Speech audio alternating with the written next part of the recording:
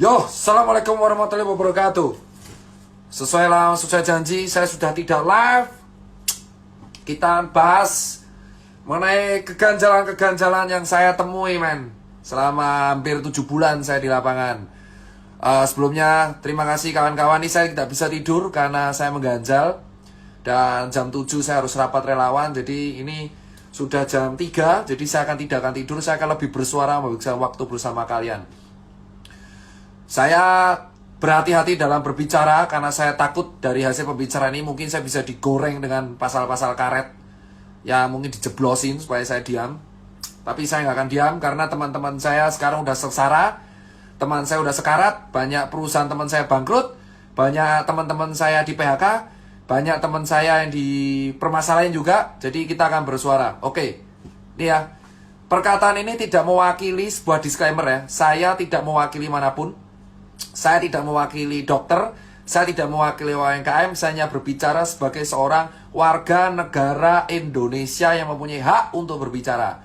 Tapi saya akan membatasi, saya tidak akan berkata-kata kotor, saya tidak akan menuduh siapapun, tapi hanya saya melemparkan apa yang saya temuin. Gini, pertama, kita akan bahas mengenai yang namanya rapid test, ya kan? Rapid test serologi pada bulan Maret 2020, bosku. Ya, asal kalian tahu, pada bulan Maret 2020 ada sebuah statement di koran yang mengatakan alat deteksi COVID diimpor. Pada saat itu orang rame-rame pengen memiliki alat tes COVID ini yang bernama rapid test serologi. Ya kan? Rapid test serologi ini pada waktu itu dihargai 400 sampai 600 ribu. Yang kita nggak tahu ini sahihnya gimana, efektivitasnya gimana, diimpor dari negara mana, diproduksi negara mana, tapi tiba-tiba ada di Indonesia. Pada waktu itu Persatuan Dokter Klinik di Indonesia sudah mengatakan dengan sangat jelas rapid test serologi tidak bisa dijadikan batasan gold standar, ya, tetapi hanya bisa dijadikan sebagai alat screening. Gold standar tetaplah PCR swab test. Alih-alih untuk melakukan pemasaran PCR swab test atau menekan harga swab test supaya lebih murah dan bisa dijangkau oleh semua warga, tetapi kita malah mengimpor jutaan pasang rapid test, bosku. Entah itu pihak swasta atau pihak resmi. Dan tanpa alih-alih kita nggak tahu gimana caranya di lapangan, rapid test ini menjadi sebuah kewajiban yang harus dilakukan oleh banyak instansi dan perusahaan, bosku. Ya, ada kalau kita transport harus pakai rapid test, harus kita kuliah harus rapid test, kerja kantoran harus rapid test. Ya, sekarang saya tanya kepada semua orang yang mendengarkan ini ataupun melakukan cek rapid test, tanyakan pada diri Anda masing-masing, tanyakan pada hati nurani Anda masing-masing. Kalau rapid test memang berlaku 14 hari, padahal false positif dan negatifnya ada, terus apa yang menjamin kalau saya rapid test sekarang negatif, terus besok saya jalan-jalan kemana-mana sama orang OTG, terus tes ini berlaku 14 hari. Masuk akalnya di mana, bos? Saya punya hasil ceknya. Ya. Saya punya hasil ceknya. Ya. Saya punya hasil ceknya. Saya baca rapid test antibody test for COVID-19 non-reaktif. Berdasarkan pemeriksaan fisik dan rapid test pasien dinyatakan sehat dan bebas dari COVID-19 dalam jangka waktu 14 hari ke depan. Nih ya, saya kasih tahu nih. Saya sudah nih ya. Lihat. Dr. Mandira Hudi, surat keterangan sehat. Lihat ya. Berdasarkan pemeriksaan fisik dan rapid test, pasien dinyatakan sehat dan bebas COVID dalam jangka 14 hari. Sekarang saya jawab, dari mana kita bisa dinyatain bebas COVID? Rapid test itu cuma screening. Sementara rapid test ini kebijakan semua di pemerintah daerah, di pemerintahan pusat, di kantor, swasta, perusahaan, kesehatan, kereta api. Kalau kita ada rapid test non-reaktif, kita dinyatakan bebas COVID 14 hari. Ini surat sakti, coy.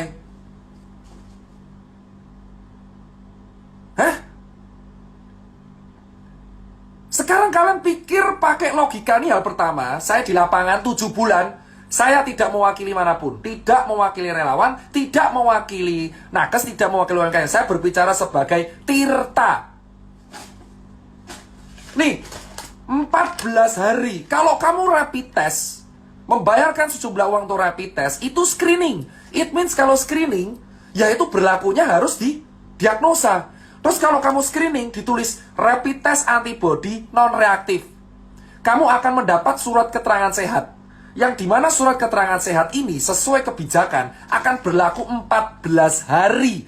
Jadi kalau kamu ya membawa surat ini, bosku, dan ini baru satu, ada di berbagai perusahaan banyak surat ini keluar, kamu bisa kemana-mana bebas 14 hari, bosku.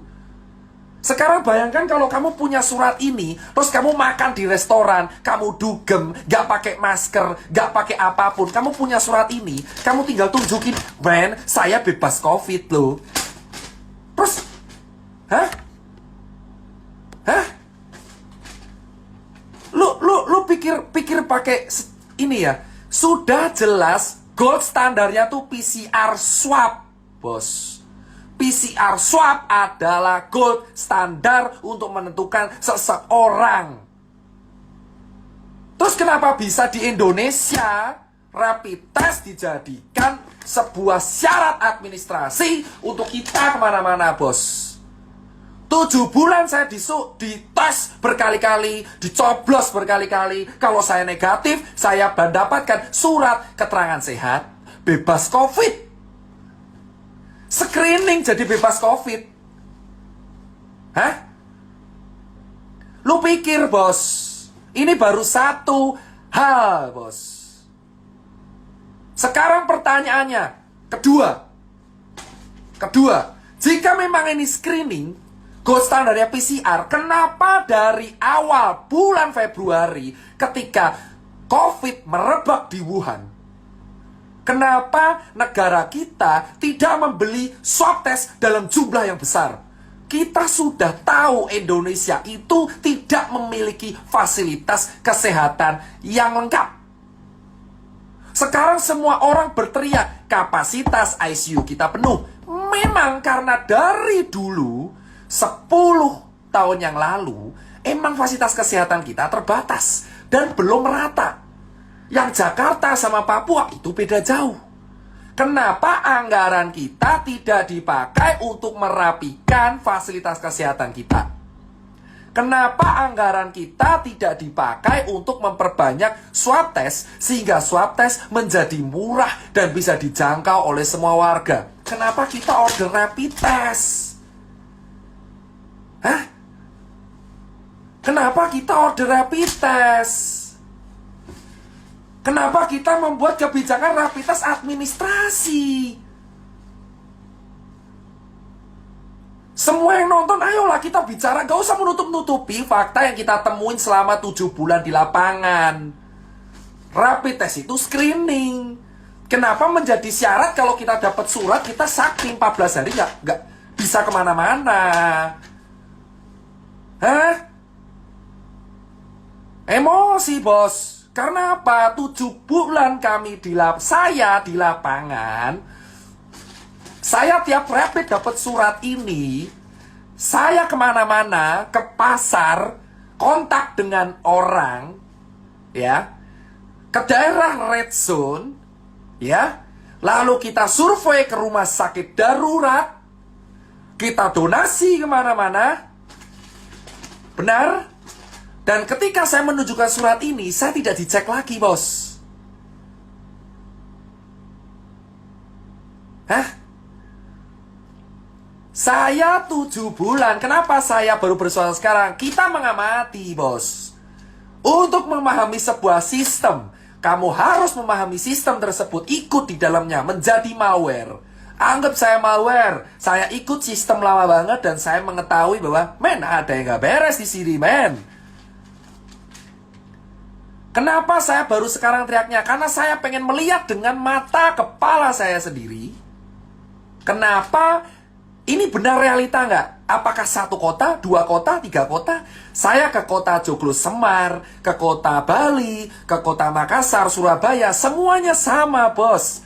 Saya bisa berbicara karena saya lihat dengan mata kepala saya sendiri.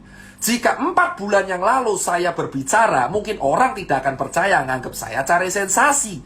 Tapi saya sekarang mengikuti sebuah sistem. Saya mengikuti semuanya. Saya keliling kota, dan tiap saya mendapatkan surat ini, saya tidak menjaga-jaga instansi ya.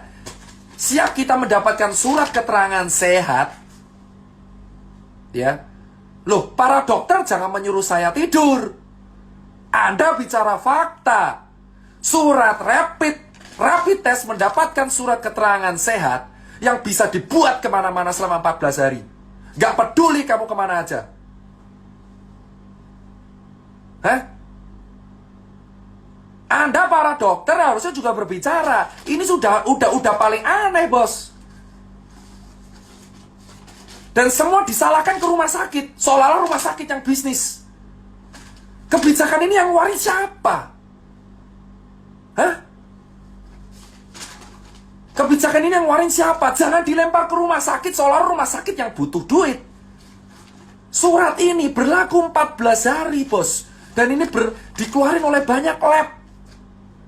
Jika kamu rapid mendapatkan surat keterangan ini, 14 hari kamu bebas kemanapun. 150.000. Poin nomor 2, di bulan Maret 2020, harga rapid 600.000 rupiah. Ya, saya saksinya di lapangan 7 bulan. Saya mengikuti semua sistem yang ada dari bulan Maret sampai bulan September 2020. Saya keliling di semua kota. Saya mengikuti harga perkembangan rapid di Indonesia.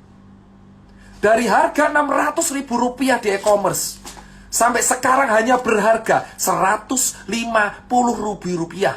Kemana aja Bung Tirta? Saya ngikuti sistem. Saya bisa bicara karena saya keliling 17 kota di Indonesia. Kalau saya tidak keliling, saya tidak akan berani berbicara karena nggak ada bukti. Kedua, 600.000 rupiah di bulan Maret sekarang menjadi 150.000 rupiah. Selisih 450 rupiah itu kemana, bos? Kalau memang rapid bukan bisnis, kenapa di awal saya membayar 600.000 rupiah untuk rapid? Sekarang saya hanya membayar 150.000 rupiah. Bahkan beberapa BUMN menjual 95.000 rupiah untuk rapid. Lalu kemana selisih 500.000 rupiah yang saya bayarkan dari bulan Maret dan April? Kalau Anda mengatakan, saya kenapa berani bersuara sekarang? Karena saya mengikuti sistem selama 7 bulan. Gak usah melarang saya tidur. Gak usah melarang saya tidur. Karena saya tidak akan bisa tidur. Jam 7 saya harus rapat. Tanyakan pada kalian, berpikirlah kalau memang rapid itu memang bisnis, saya bilang. Di bulan Maret, April harganya 600.000 rapid itu. Saya keliling di banyak e-commerce, ada orang nawarin donasi, ada orang jual. Saya sudah capture. Bukti saya lengkap. Di handphone saya, di email saya, selama setengah tahun, banyak oknum yang mengaku dan menjualkan rapid. Tapi saya tolak. Banyak oknum menjualkan rapid ke saya. Saya tolak. Banyak oknum meminta dicarikan pembeli ke handphone saya. Hah? Banyak orang meminta, dok, butuh donasi rapid atau enggak? Kami punya loh. Saya bisa bicara karena saya selama setengah tahun di sistem, dan banyak orang yang DM saya, WA saya, email saya, ya, menggunakan handphone, ya, dan di handphone ini ada orang WA saya mengatakan, dok, butuh rapid tidak? Buat donasi. Harganya segini loh, termurah. Anda katakan itu bukan bisnis. Hah? Kalian semua diam.